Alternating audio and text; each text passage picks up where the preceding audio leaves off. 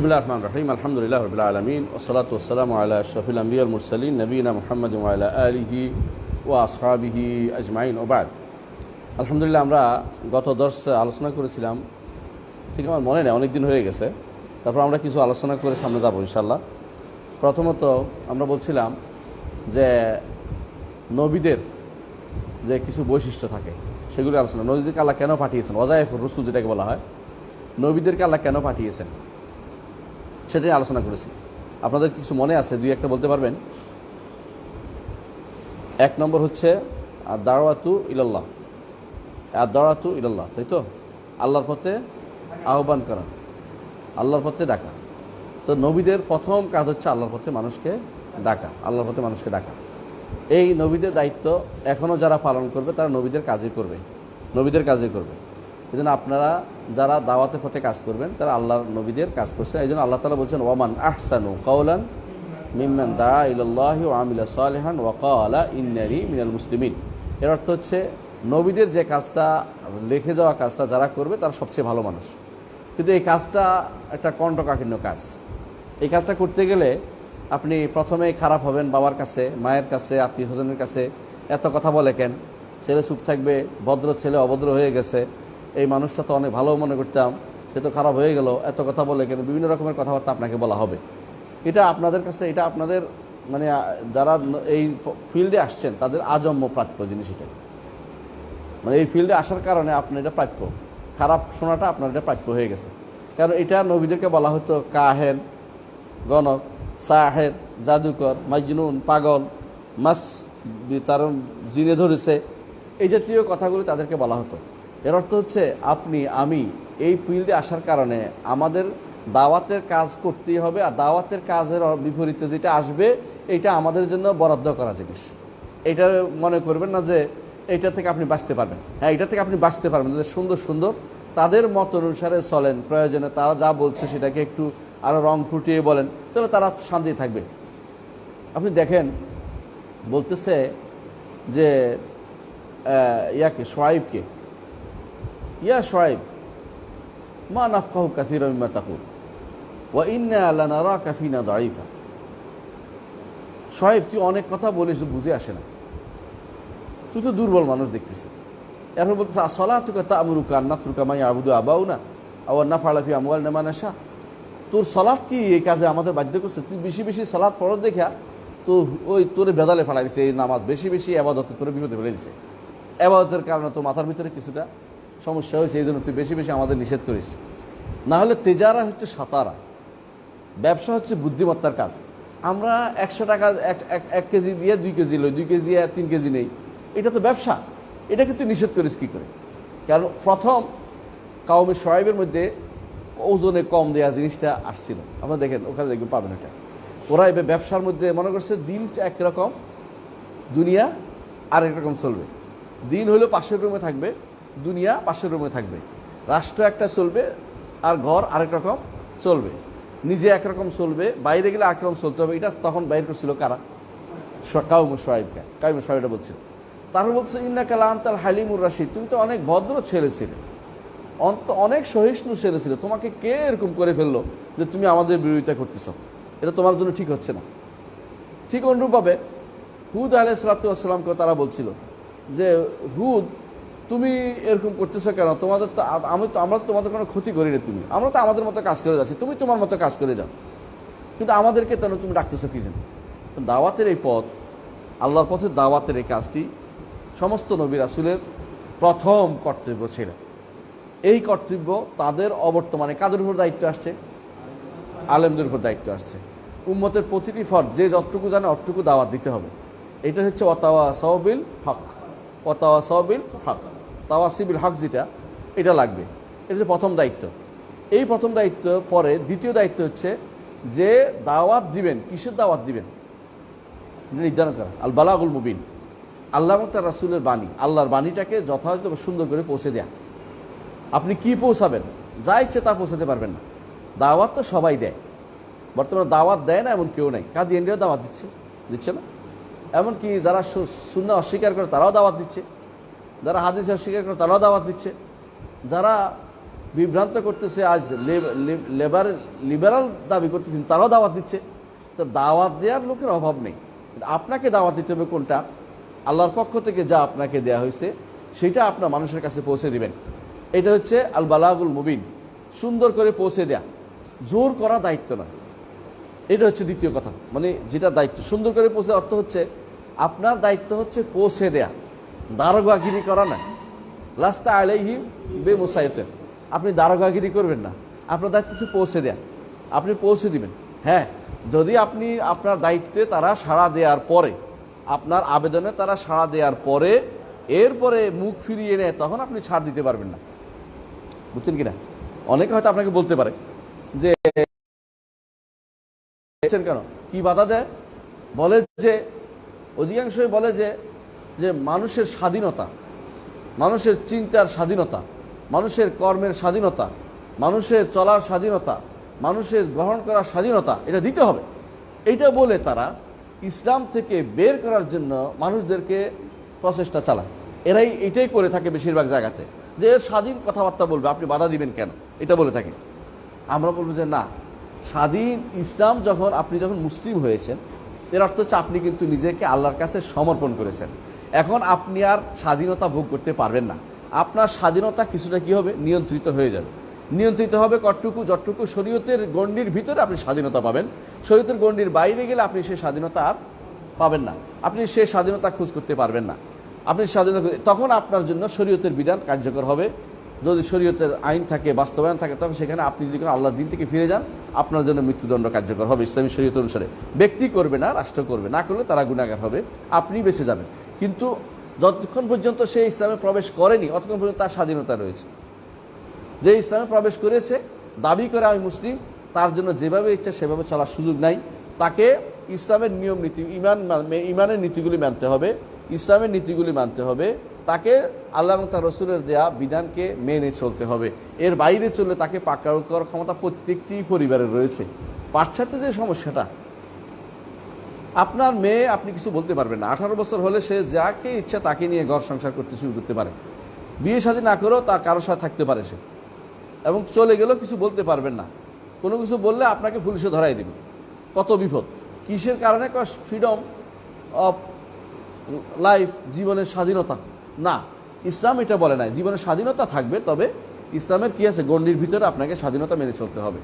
ওরাও সেটা বলতে পারে না, ওরাও কিন্তু সুযোগ বুঝে ইসলামের উপর দিয়ে ব্লেমটা দেয়, নিজেরা এটা করে না। তাদের বউ যদি চলে যায়, তারা কিন্তু অনেক কষ্ট পায়। তাদের স্বামী যদি অন্যখানে কারো কাছে রাত্রি যাপন করে, তারাও কষ্ট হয়। বিভিন্ন রকমের লেখে যে তারা বলে যে আমাদের এই করেছে সেই করেছে। হ্যাঁ, তো এই জিনিসটা তারা কিন্তু মেনে চলে না। কিন্তু যখন মুসলিমদের বেলায় আসে, তারা কঠিনভাবে মুসলিমদেরকে ইসলামের গণ্ডি থেকে বের করার জন্য এই স্বাধীনতার কথাটা বেশি বেশি তুলে। হ্যাঁ, আমরা বলি যে হ্যাঁ, আপনি যতক্ষণ পর্যন্ত ইসলামে প্রবেশ করেননি, ততক্ষণ পর্যন্ত আপনি যেই কোনো নীতিটাকেই আপনি গ্রহণ করে নিতে পারবেন। কিন্তু আপনি ইসলামে প্রবেশ করার পরে ইসলামের নীতির বাইরে আপনি যেতে পারবেন না। ইসলামের নীতিকে আপনি মেনে চলতে হবে, কারণ তখন আপনি চলে যান, দুইটা কাজ হয়। একটা হচ্ছে ইসলামের উপর অপবাদ দিয়ে যাচ্ছেন। এরা আরবের মুশরিকরা, আরবের ইহুদিরা এটা করতে কি বলতো কি, তারা শুনেন, আল্লাহ তাআলা বলছে ওয়াকাল আল্লাযীনা উতুল কিতাব আমিনু বিল্লাযী ওয়াজহান নাহার ওয়াকফুরু আখিরাহ। কয়ে জীবন দিনের শুরুতে ইসলাম গ্রহণ করবে, বিকেলবেলা বের হয়ে যাবে। এতে করে কি হবে? একটা ব্লেম দেওয়া হবে যে এটা কিছু পাইনি, ভালো কিছু পাইনি। আরেকটা ব্লেম দেওয়া হবে, যদি ভালোই হইতো তো উনি থাকলে না কেন। আরেকটা মানুষ দেখে দেখে দিন থেকে বেরিয়ে যাবে।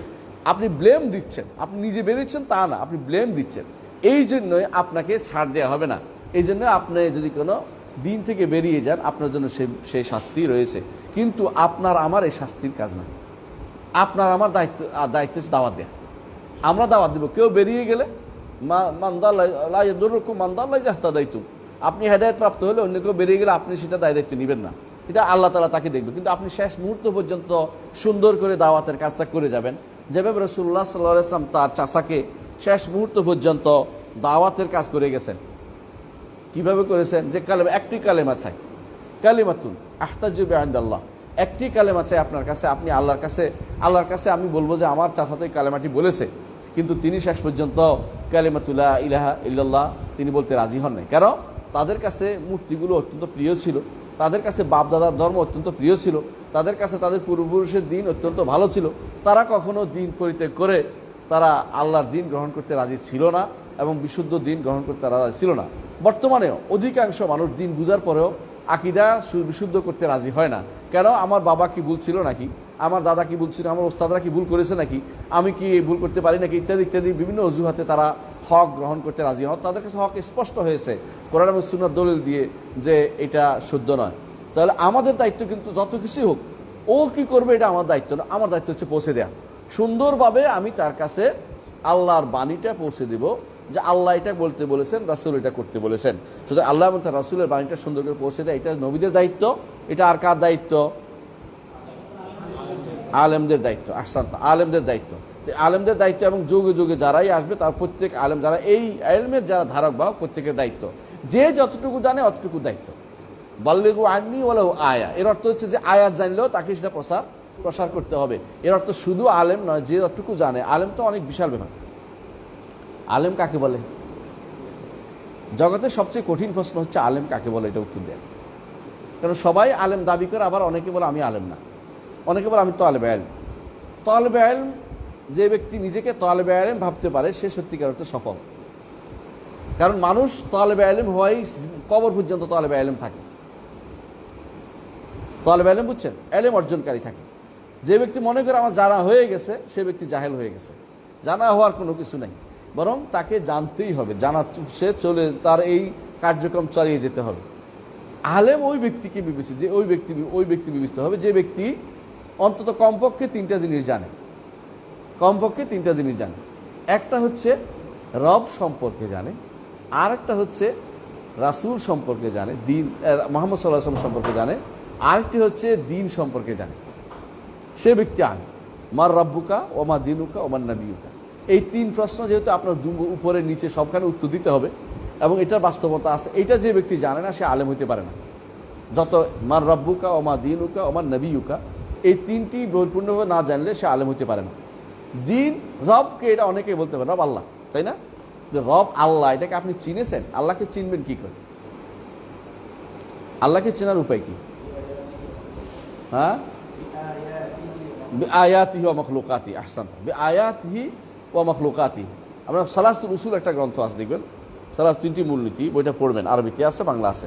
বিআয়াতিহি ওয়া মাখলুকাতি, আল্লাহর আয়াত এবং মাখলুকাত দিয়ে আল্লাহকে চিনা যায়, তাই না? আচ্ছা, আর কি দিয়ে চিনা যায়? বিআসমাইহি ওয়া সিফাতিহি ওয়া আফআলিহি। বিআসমাইহি ওয়া সিফাতিহি ওয়া আফআলিহি, আল্লাহকে চিনছেন। এগুলি যে ব্যক্তি জানে না সে আল্লাহকে চিনতে পারে নাই। এগুলি হচ্ছে আল্লাহকে চিনার মারিফত। যারা দাবি করে যে আমরা মারিফতের বাজার বসাইছি, মারিফতের দরবার বের করেছি, ওদের জন্য মূল কাজ হচ্ছে এই কাজগুলি করা। আয়াত, মাখলুকাত এবং আয়াত মাখলুকাত, এগুলো হচ্ছে আল্লাহর সম্পূর্ণ হচ্ছে আফআল। আসেন, এর আগে রয়ে গেছে আসমা ও সিফাত। আল্লাহর নাম এবং গুণ দিয়ে আল্লাহকে চিনতে হবে। এইটা হচ্ছে আল্লাহকে চিনার যে ব্যক্তি আলেম হইতে চায়। আসুন দ্বিতীয়টায়, সেটা কি? রাসূলকে চিনা। রাসূলকে কিভাবে চিনবেন? রাসূলের বৈশিষ্ট্য জানবেন। এই যে আমরা পড়তেছি রাসূলের কি কাজ, এটা কিন্তু রাসূলকে চেনার অন্তর্ভুক্ত। রাসূল কি নিয়ে এসেছেন, এটা রাসূলের চেনা অন্তর্ভুক্ত। এগুলো আমাদের জানতে হবে। 3 নম্বর হচ্ছে দিন জানতে হবে। তো দিন কিভাবে জানবেন? ঈমান, ইসলাম, ইহসান যদি জানেন তাহলে আপনি কি করলেন? দিন জানলেন। এই 3টি জিনিস যদি ভালো করে জানেন আপনি আলেম হতে পারবেন, বিশুদ্ধ জানা। আর যদি ভুল জানেন তাহলে আপনি আলেম হতে পারেন। আপনি ভুলের উপর আছেন। এগুলির চেয়ে বেশি কিছু জানা, অতিরিক্ত ফিকহের মাসলা জানা, সেটা হচ্ছে অতিরিক্ত ইলম। অন্তত ন্যূনতম ইলমে যে ব্যক্তি জানে সে আলেম। বেশি জানলে সে বড় আলেম। ওফাওকা কুল্লি দি ইলমিন আলিম, আল্লাহ বলেন প্রত্যেক আলেমের উপর আমি আলেম রেখেছি, কোনো সন্দেহ নেই। এই জন্য যখন মুসা আলাইহিস সালাতু ওয়াস সালামকে জিজ্ঞাসা করা হয়েছিল জগতের বুকে এখন বড় আলেমকে, মুসা কি বলেছিলেন? আমি। আল্লাহ পছন্দ করেন নাই। আল্লাহ বলেন ঠিক আছে, তোমাকে আরও আলেম দেখাচ্ছি। তারপর তিনি তাকে কার কাছে পাঠালেন? খিজির আলাইহিস সালামের কাছে পাঠালেন। আমরা বিশ্বাস করি খিজির একজন নবী ছিলেন। কেউ আবার অলি বলে বেদাল না লাগিয়ে দেয়। হ্যাঁ, খিজির একজন নবী ছিলেন, এটাই শুদ্ধ। কারণ যদি কোনো আপনি অলি বলেন তাহলে আপনি নবীকে অলির কাছে পাঠানোর কোনো মানে হয় না, এটা সত্য না। বরং এই জন্য বলছেন তিনি শেষে বলে দিয়েছেন যে সব শেষে বলেছেন যে কি বলেছেন? সব শেষে একদম যখন মুসা আলাইহিস সালাতু ওয়াস সালামের সাথে সব কর্ম শেষ করে দিলেন, তখন তিনি বলেছেন এটা আমার রব আমাকে জানিয়ে দিয়েছে, আমার রবের কাজে আমি করেছি, রবের নির্দেশনা আমি পালন করেছি, সুতরাং আমি নিজের থেকে কোনো কিছু করি নাই। এটা তিনি বলে দেওয়ার অর্থ হচ্ছে তার কাছে ওয়াহি যেভাবে সেভাবে তিনি কাজ করেছেন, এই জন্য তিনি নবী, এটা আমরা স্বীকৃতি দেই। আচ্ছা আসেন তাহলে কয়টা হলো? দুইটা। একটা হলো কি? একটা হলো কি দাওয়াত, আরেকটা হলো কি তাবলীগ। তাবলীগ বলতে প্রচার প্রসারের জন্য, আসেন, তাবলীগ বলতে প্রচার প্রসারের জন্য আমাদের সমাজে কিন্তু সবাই চেষ্টা করে, সবাই চেষ্টা করে, কিন্তু দুর্ভাগ্যবশত ওয়ালাইকুম সালাম, যারা জানে না তারা প্রচার করতে একটু বেশি ভালোবাসে, বুঝছেন কিনা? যারা জানে না তারা প্রচারের কাজে খুব বেশি লিপ্ত হয়, যারা জানে তারা এই কাজ থেকে অনেক বেশি দূরে থাকে। যারা জানে তারা দূরে থাকে, যারা জানে না তারা প্রচার করে। আমি শুধু আশ্চর্য হই অনেক ভাইকে, তাদের বিরোধিতা আমি করছি না, তারা হয়তো ন্যাক নিয়তে বের হচ্ছে, কিন্তু তাদের অধিকাংশই দিন সম্পর্কে কিছুই জানে না, কিন্তু ঠিকই তারা তাবলীগের জন্য বের হয়েছে এবং তারা অনেকেই সারাটা জীবন দিচ্ছে। আমি কালকে আসার সময়, পরশু আসার সময় দেখলাম গাবতলী, যে ওখানে নামাজ পড়লাম, দেখলাম কিছু মানুষ ভাই বিশাল ব্যাগ নিয়ে চলছে তাবলীগের নিয়তে। আমি বুঝলাম না তাবলীগটা তারা কি করবে না কি শিখাবে। ওনাদের সাথে তো আলেম কেউ নেই, আলেম যিনি দিন জানেন এমন কেউ তো তাদেরকে শিখাচ্ছে না। এমন কেউ হলে বলে যে ঠিক আছে ওখানে যাই তার কাছে শিখতেছি, তাহলে কিন্তু এটা বিশাল কাজ হতো।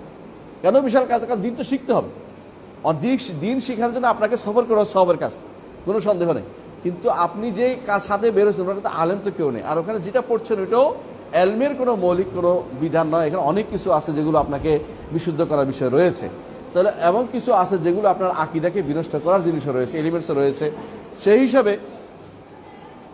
হিসাবে আপনাকে যে জিনিসটা আপনাকে মাথায় রাখতে হবে হচ্ছে তাবলীগের জন্য কি দরকার? কি দরকার?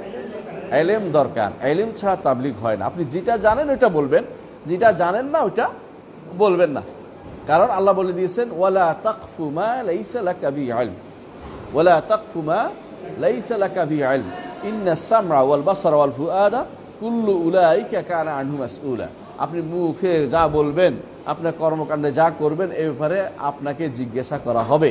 আপনার অন্তরে যা ধারণ করবেন আপনাকে সেটার সম্বন্ধে জিজ্ঞাসা করা হবে। আপনি জ্ঞানের জিনিসটা নিতে হবে, বিশুদ্ধ জ্ঞান থেকে আপনি তাবলীগ করতে পারেন, বিশুদ্ধ জ্ঞান দিয়ে আপনি শুধুমাত্র প্রচার প্রসার করতে পারেন। এই জন্য প্রচার প্রসার জন্য ইলমের দরকার আছে। তাহলে তাবলীগ আপনার কাজ, দায়িত্ব। একটা হচ্ছে দায়িত্ব কি বলেছি, এক নম্বর দায়িত্ব দাওয়াত, দ্বিতীয় হচ্ছে তাবলীগ। দাওয়াত তাবলীগ দুইটা এক পিস করেন যেটাই বলেন কোনো সমস্যা নেই, কিন্তু আপনাকে তাবলীগ প্রচার করতে হবে, দাওয়াত দিতে হবে। হ্যাঁ, এইটা অনেক সময় শুধু আপনার কর্মকাণ্ডই প্রচারের কাজ করে। আপনি কোথাও বসছেন, বসে আপনি দিনের কাজ করতেছেন, আপনাকে দেখা দেখে অনেক মানুষ ভালো হয়ে যাবে, আপনাকে দেখেই অনেক মানুষ ভালো হয়ে যাবে। তা আপনার এমন কোনো কর্মকাণ্ডের জন্য প্রকাশ না পায় যা থেকে মানুষ দিন থেকে দূরে সরে যায়, তাহলে আপনি কিন্তু দাওয়াতের কারণ দাওয়াত না দিয়ে আপনি কি করলেন? তানফির করলেন, তাদেরকে কাছে না ডেকে দূরে সরিয়ে দিলেন, সেটা যেন না হয়। আসুন 3 নম্বর কাজ আমাদের কি? 3 নম্বর আমাদের মানে নবী রাসূলদের কাজ হচ্ছে আত-তাবশীর ওয়াল ইনদার, মানুষকে ভীতি প্রদর্শন করা এবং মানুষকে সুসংবাদ দান করা। এটা আল্লাহ তাআলা কোরআনে কারীম বলেছেন রুসুলাম মুবাশশিরিন ও মুনদিরিন, রাসূলদেরকে পাঠিয়েছে মুবাশশির হিসেবে এবং মুনদির হিসেবে। মুবাশশির কিসের? জান্নাতের। মুনদির কিসের? জাহান্নামের। মুবাশশির আরও আছে আল্লাহর রহমতের, আর মুনদির আছে আল্লাহর আযাবের। হ্যাঁ, দুনিয়ার বুকে যে ব্যক্তি আল্লাহর বিধান মেনে চলবে তার জন্য সওয়াবের, আল্লাহর বিধান মানবে না তার জন্য শাস্তির। এগুলি সবই কিন্তু বাশীর ওয়া নাযীর। ওমা আরসালনাকা ইল্লা মুবাশশিরাও ওয়া নাযীরা। আল্লাহ তাআলা তার নবীকে বলেছেন মুবাশশির এবং নাযীর হিসেবে পাঠিয়েছেন। সুতরাং আমাদেরকেও মুবাশশির এবং নাযীর হিসেবে থাকতে হবে, এই দায়িত্ব পালন করতে হবে। রাসূলুল্লাহ সাল্লাল্লাহু আলাইহি ওয়াসাল্লাম যখন পাঠিয়েছেন মুআয ইবনে জাবাল এবং তার সাথী আরেকজনকে যখন পাঠিয়েছেন কোথায়? ইয়ামানে, তখন বলেছেন কি বলেছেন? বাশশিরা ওয়ালা তুনাফিরা, সুসংবাদ দাও, মানুষদেরকে ভীতির মধ্যে ফেলে দিও না, মানুষদেরকে ভয়ের মধ্যে ফেলে দিও না যে ভয়ে পালাতে আরম্ভ করবে, তোমার দেখে ভয় পালাবে এরকম যেন না করো, সুসংবাদ দাও। ইয়াসসিরা ওয়ালা তুআসসিরা, সহজ করো, কঠিন করে দিও না তাদের জন্য। অর্থাৎ এমন কোনো যে কঠিনটাই করতে হবে আপনাকে 1001 বার, এখন আপনি দুরূদ শরীফ পড়তে 2003 বার বা এতবার, এত কঠিন না, যদিও অনেক সহজ। রাসূলুল্লাহ সাল্লাল্লাহু আলাইহি ওয়াসাল্লাম বলেছেন আদ-দীন ইউসরুন, দিন সহজ, দিন সহজ। ওয়ালা ইউশাদ্দুদ-দীন আহাদুন ইল্লা গালাবাহু, যে কেউ দিনের উপরে কঠোরতা আরোপ করতে চাইবে সে পরাজিত হবে, দিন জয়ী হবে। এই জন্য দেখেন আব্দুল্লাহ ইবনে আমর ইবনে আস রাদিয়াল্লাহু আনহু তিনি রসুলের কাছে এসে বললেন, ইয়া রাসূলুল্লাহ, আমি বেশি ইবাদত করতে চাই। রসুল বললেন যে তুমি মাসে 3টা রোজা রাখো, 3টা সওম পালন করো। বলে ইয়া রাসূল আরও বেশি চাই। শেষ জীবনে তিনি আফসোস করেছেন, কেন এত বেশি চেয়ে নিলেন, আফসোস করেছেন। কারণ কঠিন কাজ সবসময় না করতে পারলে সেটার শান্তি, সেটা এবাদত ঠিক মতো হচ্ছে না, কারণ ঠিক মতো হয়, সুন্দর হয় না। রাসূলুল্লাহ সাল্লাল্লাহু আলাইহি এবাদত হবে কিন্তু সুন্দর হয় না। রাসূলুল্লাহ সাল্লাল্লাহু আলাইহি বলেছেন যে ওই আমলটা আল্লাহর কাছে বেশি প্রিয় যেটা সব সময় করা হয়, ওয়াইন কাল্লা, যদি সেটা কম হয়, এই জন্য আমাদের কাজ হবে মানুষকে সুসংবাদ দেয়া। কিসের সংবাদ? জান্নাতের সংবাদ দেয়া।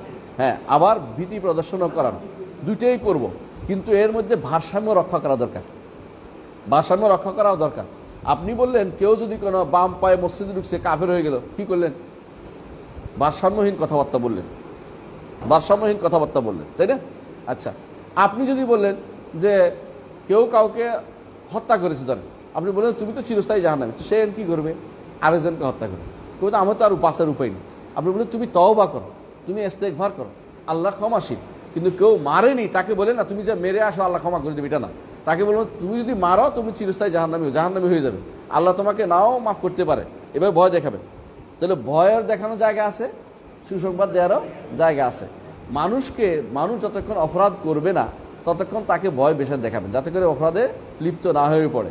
যে কেউ অপরাধে লিপ্ত হবে তখন তাকে আপনি কি করবেন? আল্লাহ তাআলার রহমতের কথা তার কাছে বেশি বেশি বর্ণনা করবেন, কারণ সে যেন নিরাশ হয়ে দিন থেকে বেরিয়ে না যায়, সেটা আপনি খেয়াল করবেন। যারা নিরাশ হয়ে বেরিয়ে কোথায় যায়? খ্রিস্টান হয়। কেন? খ্রিস্টান বলছে আমার কাছে আসে, তুমি আমার কাছে গোপন কথা বলবা, আমি তোমাকে ক্ষমা করিয়ে দেব। পারবে ক্ষমা করতে সে? মিথ্যা কথা। কিন্তু মানুষদেরকে বোকা বানাচ্ছে। মানুষ মনে করছে ওকে বললে, এদের একটা আছে সকুকুল গোফরান বলে, ক্ষমার একটা স্যাক ধরাই দেয় যে তোমাকে ক্ষমা করা হলো। ও কি ক্ষমা করবে? ওকে আল্লাহ নাকি? নাউজুবিল্লাহ। আমরা বলতে পারি যে আল্লাহ তোমাকে ক্ষমা করবেন, তুমি ইবাদত করে যাও, এটা তাকে শিক্ষা দিব। আমি তাকে তখন ওই আয়াত বলবো, ইয়া ইবাদিয়াল্লাযিনা আসরাফু আলা আনফুসিহিম লা তাকনাতু মির রাহমাতিল্লাহ, এটা তাকে বলবো। কিন্তু যখন কেউ আসে বলবো যে হে অমুক, আমি একটা মানুষকে মারতে চাচ্ছি, আপনি কি বলেন? তখন কি বলবে? ওমা ইয়াকতুল মুমিনা মুতাআম্মিদান ফাজাযাউহু জাহান্নাম খালিদান ফি। তাকে বলতে হবে যে ব্যক্তি কোনো ঈমানদার কাউকে হত্যা করে তার শাস্তি হচ্ছে জাহান্নাম, সে এখানে স্থায়ী হবে, অনেক দিন থাকবে, এটা তাকে বুঝাইতে হবে। আপনাদের মনে রাখবেন এখানে খাউলুদ অর্থ চিরস্থায়ী না, কারণ আমরা আহলে সুন্নাত ওয়াল জামাত আকীদা বিশ্বাস করি এটা যে শিরিক এবং কুফর এবং নেফাক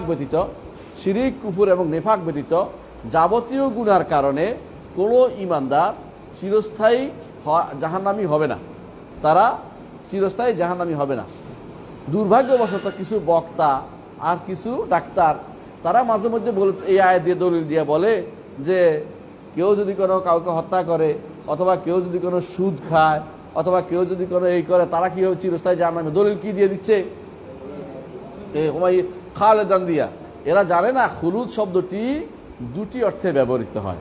একটা হচ্ছে অনেক দিন থাকা, আরেকটি হচ্ছে চিরস্থায়ী। চিরস্থায়ী হলে আবাদান আসে, আর চিরস্থায়ী হলে সেটা আবাদান বোঝানোর জন্য আসে। তো স্থায়ী অনেক দিন থাকাকেও খুলুদ বলা হয়। যেমন বলা হয় খাল্লাদাল্লাহু মুলকা ফুলান, আল্লাহ অমুকের রাজত্ব, খাল্লাদাল্লাহু মুলকা ফুলান, খাল্লাদাল্লাহু মুলকা ফুলান, আল্লাহ অমুকের রাজত্ব অনেক দিন রাখুক। রাজত্ব কি কিয়ামত পর্যন্ত থাকে না? কারণ এর অর্থ হচ্ছে অনেক দিন থাকার উদ্দেশ্য, বুঝে আসছে? এই জন্য খুলুদ এটাকে দিয়ে যে ব্যক্তি আহলে সুন্নাত ওয়াল জামাতের আকীদা বুঝে না, আকীদার গ্রন্থ পড়েনি, আলেমদের কথা শুনেনি, আগেকার মুফাসসিরদের কথা মানেনি, তারাই শুধুমাত্র ইমামদের কথা শুনেনি, আবু হানিফা, মালিক, শাফি, আহমদ এবং বুখারী, মুসলিম, আবু দাউদ, তিরমিজি, নাসাই, ইবনে মাজাহ, হাদিসের ইমাম, ফিকহের ইমাম এবং মুহাদ্দিসগণ এবং যুগে যুগে যারা আকীদার ইমাম, তাদের কথা শুনে নাই। তারাই হঠাৎ করে ভুঁইফোড় হয়ে যাবে। দেখবেন হঠাৎ করে একজন উঠে বলবে যে আমি তো দেখছি জাহান্নামে গেলে কেউ বের হইতে পারবে না। এগুলি হচ্ছে জাহেল, মূর্খ। এই মূর্খদের বক্তব্য থেকে আমাদের বেঁচে থাকতে হবে, কারণ তারা দিন বুঝে নাই। দিন বুঝছে নিজে নিজে দিন বুঝলে দিনের 12টা বাজায় ছাড়ে। দিন বুঝতে হবে ওস্তাদের কাছে, দিন ওস্তাদের কাছে শিখতে হবে। আল্লাহ তাআলা তার নবীকে শিখিয়েছেন নিজে নিজে নয়, এবং জিবরিলের মাধ্যমে তার নবীকে শিখিয়েছেন। নবী থেকে সাহাবায়ে কেরাম শিখে সারা দুনিয়াতে দিন প্রচার করেছেন। নিজে নিজে পড়েই কেউ পণ্ডিত হইতে পারে না। এগুলি হচ্ছে বিভ্রান্তিকর লোকদের কাজ, বিভ্রান্ত লোকদের কাজ। আসেন তাহলে আমরা দেখতে পাচ্ছি যে নবীদের সবার কাজ ছিল কি? সুসংবাদ দেয়া, বাশির ও নাজির হওয়া, এটা তাদের কাজ ছিল। যুগে যুগে যারাই বাশির এবং নাজির হবে তারা প্রত্যেকেই নবীদের কাজ করবে, নবীদের কাজ করছে। হ্যাঁ, তবে আমরা একটু আগেও বলেছি প্রত্যেক অবস্থা অনুসারে আপনি তাবশির করবেন, অবস্থা অনুসারে ইনজার করবেন।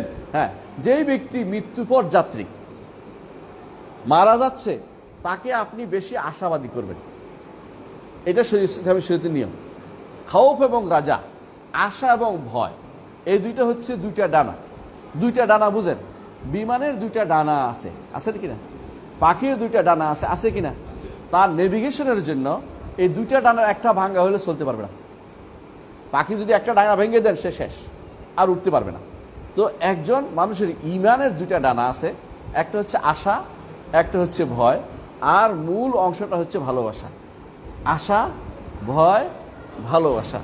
ভালোবাসার মাধ্যমে ইবাদত করবেন, আল্লাহর ভালোবাসায় টিকে থাকবেন। আশা এবং ভয় দুইটা থাকবে।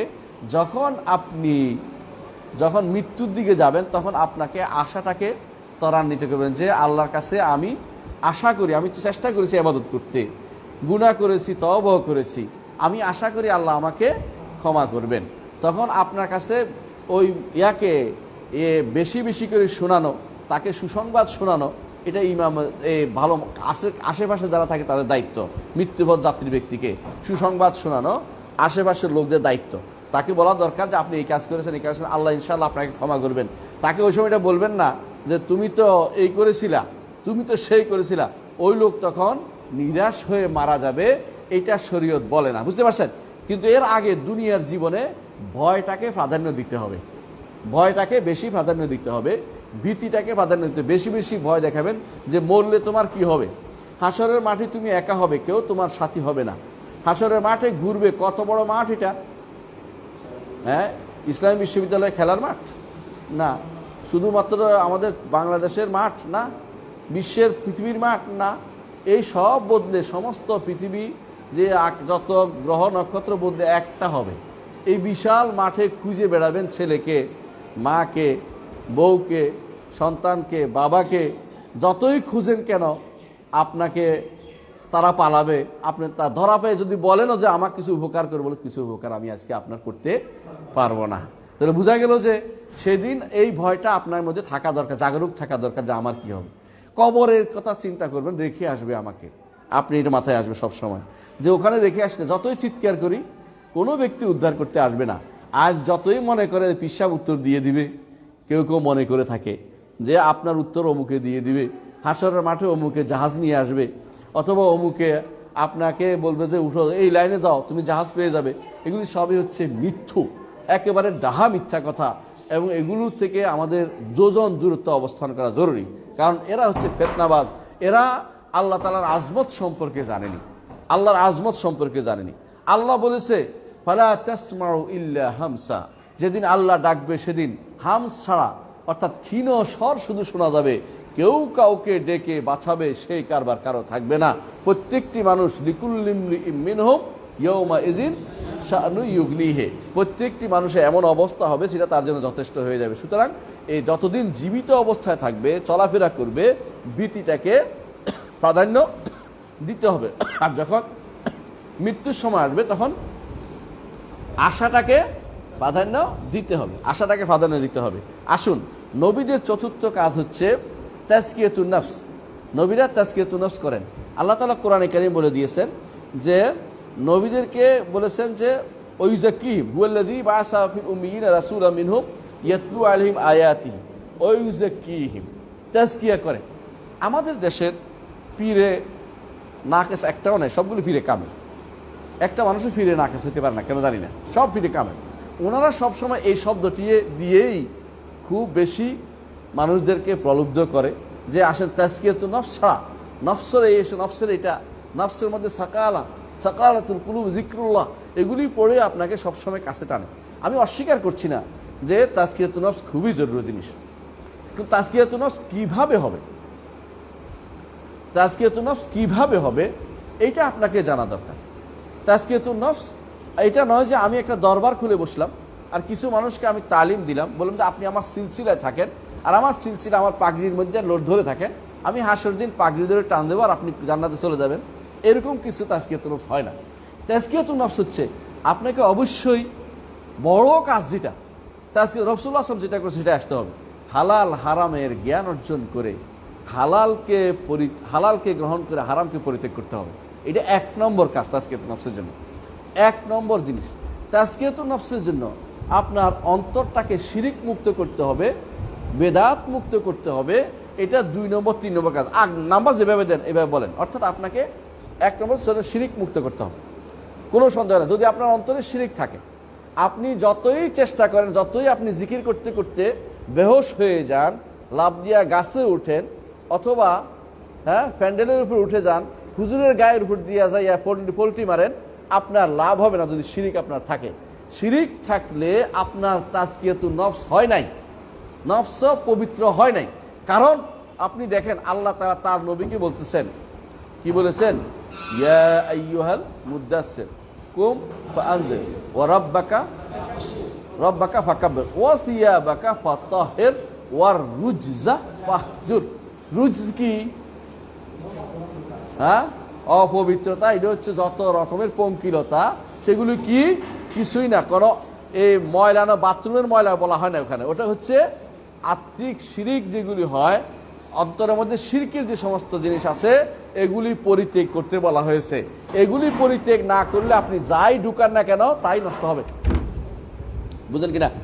আপনার পেটের সমস্যা, আপনি যদি কোনো পোলাও মুরগি খান কি হবে? আরও নষ্ট হবে। কি করবেন? এই জন্য পেটের সমস্যা পানি দিয়ে পরিষ্কার করে স্যালাইন খেয়ে বারবার দিয়ে দেখি বের হয়ে গেছে, এরপরে আপনি স্বচ্ছতা অনুভব করছেন। না খাইলেও ভালো আছি, অন্তত না খাইলেও ভালো আছি। আরবি এটাকে বলা হয় আত্তাখলিয়া কাবলা তাহলিয়া। আত্তাখলিয়া কাবলা তাহলিয়া, বুঝলেন তো? আত্তাখলিয়া কাবলা তাহলিয়া। যদি আপনার গায়ে ময়লা থাকে, আপনি সুন্দর জামা পরেন না, কি করেন? আগে গোসল করে আসি, তাহলে পরিচ্ছন্ন হয়ে সুন্দর জামাটা পরেন। বুঝে আসছে? ঠিক আপনার যদি তাজকিয়াতুন নফসের দরকার হয়, আপনাকে কিছু জিনিস থেকে মুক্ত হতেই হবে। 1 নম্বর হচ্ছে শিরিক মুক্ত হতে হবে, কুফুর মুক্ত হতে হবে, নিফাক মুক্ত হতে হবে, বেদাত মুক্ত হতে হবে। এরপরে আপনার তাজকিয়াতুন নফস কাজ দিবে। তারপরে হালাল হারামের গণ্ডি আপনাকে মেনে চলতে হবে। তারপরে আপনাকে যত বেশি শরীয়ত অনুমোদিত জিকিরের মধ্যে আপনাকে থাকতে হবে। শরীয়ত অনুমোদিত জিকির, যেই জিকির শরীয়ত অনুমোদন করেনি সেটা দিয়ে আল্লাহর নৈকট্য লাভ করতে পারবেন না, সেটা দিয়ে আপনি তাজকিয়াতুন নফস অর্জন করতে পারবেন না। কারণ তাজকিয়াতুন নফস অর্জন দিয়ে সবক দিয়েছে কে? প্রথম দিয়েছে কে? মুহাম্মাদুর রাসূলুল্লাহ সাল্লাল্লাহু আলাইহি ওয়াসাল্লাম। দ্বিতীয় সবক কারা দিয়েছেন? সাহাবায়ে কেরাম। যেই সবক আমার নবী দেননি, ওই সবক আপনি ইজতিহাদ করে কি করবেন না? সাব্যস্ত করবেন না। আচ্ছা, আমার নবী তিনি ইল্লাল্লাহর কোনো সবক দেন নাই, দিছেন? আপনারা দেখাইতে পারবেন রাসূলুল্লাহ সাল্লাল্লাহু আলাইহি ওয়াসাল্লামের জিকির ছিল, আছে কিনা? না ছিল না? কোথায় আছে? যেই কোনো হাদিসের কিতাবে আপনি রাসূলের আজকারগুলি পাবেন। আজকারুস সাবাহ, আজকারুল মাসা, আছে না? সকাল বিকেলের জিকির, আবার রাতের ঘুমানোর আগে জিকির, তারপরে বিপদে পড়লে জিকির, অর্থাৎ নির্ধারিত জিকির, অনির্ধারিত জিকির যত আছে, কোথাও একবারও সারা জীবন রাসূলুল্লাহ সাল্লাল্লাহু আলাইহি ওয়াসাল্লাম বলেন নাই যে 50 বার ইল্লাল্লাহ জিকির করবা, বুঝছে? এখন আপনি কি করেন? অসুবিধা কি? অসুবিধা কি? কোনো দলিল না। অসুবিধা কি? দলিল দিলে আপনি দিন রাখতে পারবেন না, দিন থেকে বেরিয়ে যাবে। যে কোনো কাজ করবে, অসুবিধা কি বলতে পারবে? অসুবিধা কি বলতে পারবে? তাজকিয়াতুন নফসের জন্য একটা বড় শর্ত হচ্ছে বেদাত থেকে আপনাকে বেরিয়ে যেতে হবে। কারণ আপনি যেটা করতেছেন, রাসূল যেই কাজ করে নিজের নফসকে তাজকিয়া করেছে, যেই কাজ করে সাহাবায়ে কেরাম নিজেরা মুজাক্কা হয়েছে, তাজকিয়াতুন নফস পেয়েছে, সেই কাজটা আপনাকে করতে হবে। তারা সারা জীবন কোনোদিন ইল্লাল্লাহ জিকির দিয়ে কি হয় নাই? তাজকিয়াতুন নফস। তারা আল্লাহ আল্লাহ জিকির দিয়েও তাজকিয়াতুন নফস করেন নাই। আপনি আল্লাহ আল্লাহ জিকিরটাও করতে পারবেন না। এখন আপনি যদি বলেন যে হ্যাঁ আপনি তো কিছুই করতে দিলেন না, হ্যাঁ আমি দিব আপনাকে, আপনি যেটা শরীয়তে আছে ওইটা করে দেখেন না, আপনি দেখবেন যে সত্যি সত্যি এইটার মাধ্যমে আপনি অনেক উপকার পেয়ে যাবেন, তাজকিয়াতুন নফস আপনি পেয়ে যাবেন। তাজকিয়াতুন নফস পাওয়ার জন্য আপনার যেটা দরকার ওইটাকে আপনি এগিয়ে নিয়ে আসেন, আপনি অবশ্যই তাজকিয়াতুন নফস হয়ে যাবে। কারণ একটা বিরাট গোষ্ঠী তাজকিয়াতুন নফসের মাধ্যমে জান্নাতে চলে গেছে না? কারা? সাহাবায়ে কেরাম। জান্নাতি না সাহাবায়ে কেরাম? কোনো সন্দেহ আছে? কিন্তু ওরা যেটা করেনি আপনি সেটা করতে পারবেন না। আপনি এটা করলে আপনি ভিন্ন পথে পরিচালিত হলেন, সাহাবাদের পথে থাকলেন না, আপনি নবীর পথে থাকলেন না, তাহলে আপনি এই তাজকিয়াতুন নফস গ্রহণযোগ্য নয়। তো তাজকিয়াতুন নফসের এই কাজটি আপনাকে করে যেতে হবে। হ্যাঁ, এরপরে হালাল হারাম মেরে চলতে হবে, জিকিরগুলো শরিয়া মোতাবেক করতে হবে, এর মাধ্যমে আপনি তাজকিয়াতুন নফস করতে পারবেন, কোনো সন্দেহ নাই। আর আলেমদের সান্নিধ্যে আপনাকে থাকতে হবে, কারণ না হলে আপনার অন্তরে কালো দাগ পড়ে যাবে। যত বেশি ইলমে দ্বীনের সাথে থাকবেন তত বেশি আপনার উপকার হবে। কারণ ইলমে দ্বীন আলো, ইলমে দ্বীন হচ্ছে আলো, আর অন্ধকার হচ্ছে, আর বিপরীতটা হচ্ছে অন্ধকার।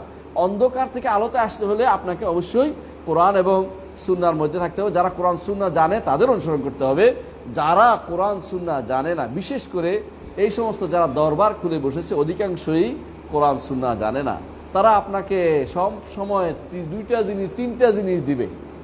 সুফিরা আপনাকে তিনটা জিনিস দেয়, মনে রাখবেন। এক নম্বর হচ্ছে সাজারাতুন নাসাব, সাজারা, সিলসিলা। সিলসিলা দিয়ে জান্নাতে যাওয়া যাবে না। রাসূল বলে দিয়েছেন, মান বাত্তা বিহি আমালুহু লাম ইউসরা বিহি নাসাবুহু, যার আমল তাকে পিছে ফেলে দিবে, নসব নামা দিয়ে, বংশীয় সাজারা দিয়ে জান্নাতে যাওয়া যাবে না। বুঝে আসছে কথাটা? সুতরাং এই কাজটা করা যাবে না।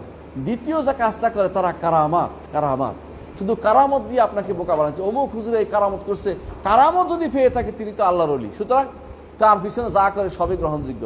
এইটা কিন্তু ঠিক নয়। কারণ কখনো কখনো এই জাতীয় অলৌকিক কিছু কাফের দ্বারা সম্ভব হয়। কারণ এটা নফসুন নাতাকে বশ করার নাম।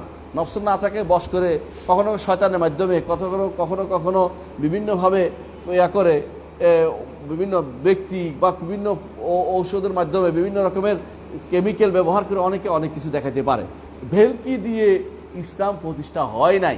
এই জন্য আল্লাহ তাআলা তার নবীকে সবচেয়ে বড় যেটা দিয়েছেন সেটা কোরআনে কারীম, এটা মর্যাদা দিয়েছেন, আয়াত দিয়েছেন, কখনো কোনো প্রয়োজনে দিয়েছেন কারামাত। কিন্তু এত কারামতের সরাসরি যেটা আপনাকে আলোচনা করা হয় সেগুলি এতগুলি শুদ্ধ নয় যদি বর্ণনা করা হয়। কিন্তু কারামত থাকলেই, খেয়াল করেন, কারামত ছিল, আল্লাহ তাকে সম্মানিত করেছে, কিন্তু এরপরে এই নয় যে তার সব কথা গ্রহণযোগ্য হবে।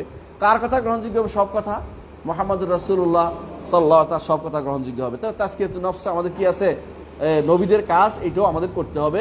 এইটার জন্য যে পদ্ধতি আমরা বলেছি এই পদ্ধতি অবলম্বন করতে হবে।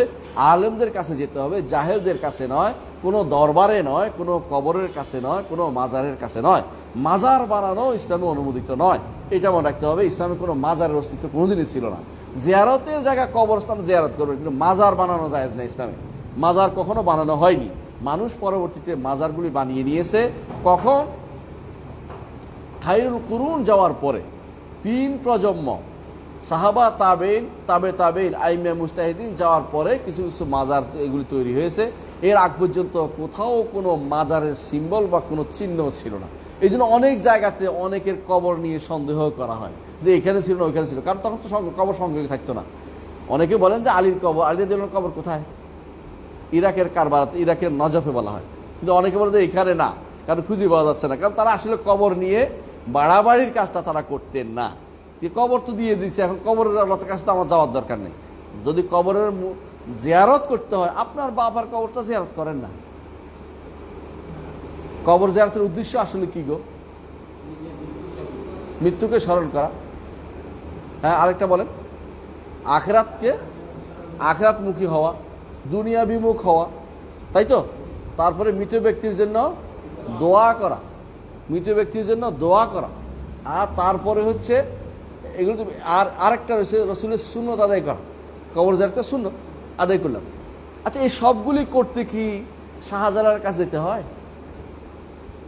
এই সবগুলি তো আপনি কোথায় করতে পারেন? আপনার বাবার কবরের কাছে গেলেই হয়, তার জন্য দোয়া করা হবে। আখিরাতের কথা স্মরণ হবে, মৃত্যুর কথা স্মরণ হবে, দুনিয়া বিমুখ হবে। হ্যাঁ, আর কি হবে? হ্যাঁ, আর সুন্নত আদায় হয়ে যাবে। তাহলে আপনি কেন যাচ্ছেন শাহজালাল সাহেব? আপনি চাচ্ছেন কিছু, চাওয়া ছাড়া আর কিছু উদ্দেশ্য হইতে পারে। আপনি কিছু একটা চান। কি চান? যে এর মাধ্যমে আমার কিছু কবর থেকে ফয়েজ ও বরকত আসবে। ফয়েজ ও বরকত, আল্লাহ কবরের ফয়েজ ও বরকত, এটা মুসলিম কোনো ফয়েজের যে জিনিসটা, এটা মুসলিমদের কোনো শব্দ না। কবর থেকে ফয়েজ আসা, এটা হচ্ছে গ্রিক দর্শনের একটা শব্দ।